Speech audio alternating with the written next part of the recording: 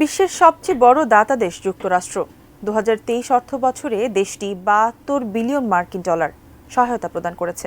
কিন্তু ট্রাম্প ক্ষমতায় এসে হঠাৎ দেশটির আন্তর্জাতিক উন্নয়ন সংস্থা ইউএসএআইডি বিশ্বের অন্যান্য দেশের পাশাপাশি বাংলাদেশেও সব ধরনের কর্মসূচি বন্ধ রাখার নির্দেশ দিয়েছে, যার প্রভাব পড়তে পারে দেশের বিভিন্ন খাতে। এ নিয়ে কি ভাবছে বাংলাদেশ, জানাচ্ছেন এসআই রাজ। সব ধরনের ফান্ডিং আপাতত কত 60 দিন না কতদিন 90 দিনের জন্য তারা বন্ধ রাখছে। সারা বিশ্বের মতো বাংলাদেশেও সব ধরনের সহযোগিতা কার্যক্রম স্থগিত করেছে যুক্তরাষ্ট্রের আন্তর্জাতিক উন্নয়ন সংস্থা ইউএসএআইডি। সংস্থাটির মাধ্যমে মার্কিন সরকার বিশ্বের বিভিন্ন দেশে সহায়তা কার্যক্রম পরিচালনা করে থাকে। 25 জানুয়ারি এক চিঠিতে মার্কিন সহায়তা কার্যক্রম পরিচালনা করা দেশীয় প্রতিষ্ঠানগুলোর কাছে পাঠানো এক চিঠিতে একথা জানানো হয়।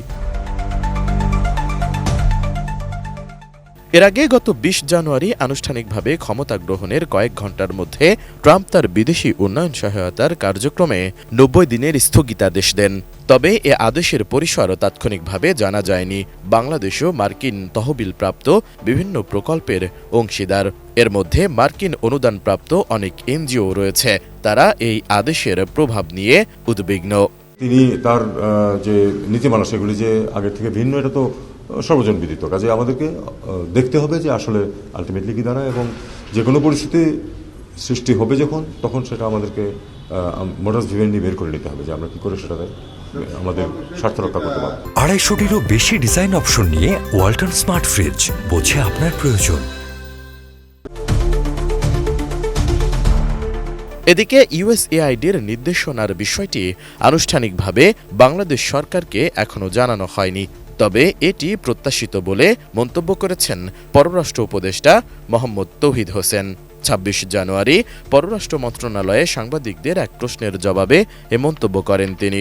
মোটামুটি কিন্তু প্রত্যাশিত ছিল। উনি কিন্তু নির্বাচনের আগে থেকে বলছিলেন যে উনি এগুলি বিবেচনা করবেন, নতুন করে দেখবেন। তো তারা বিবেচনার জন্য সময়টা নিয়েছে, এভাবেই তো বলছে যে তারপরে দেখবে যে কোনখানে দিতে হয়।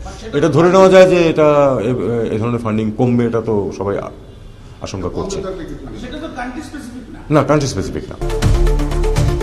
বাংলাদেশে সব মার্কিন সহায়তা বন্ধের প্রশ্নে মোহাম্মদ তৌহিদ হোসেন বলেন, এটার উত্তর তিনি এখন দিতে পারবেন না, কারণ তার কাছে এরকম কিছু আসেনি। তবে এটা ইতোমধ্যে পত্রিকায় চলে এসেছে। মোটামুটি এটা প্রত্যাশিত ছিল। যুক্তরাষ্ট্র 90 দিনের জন্য সব ধরনের তহবিল বন্ধ রেখেছে।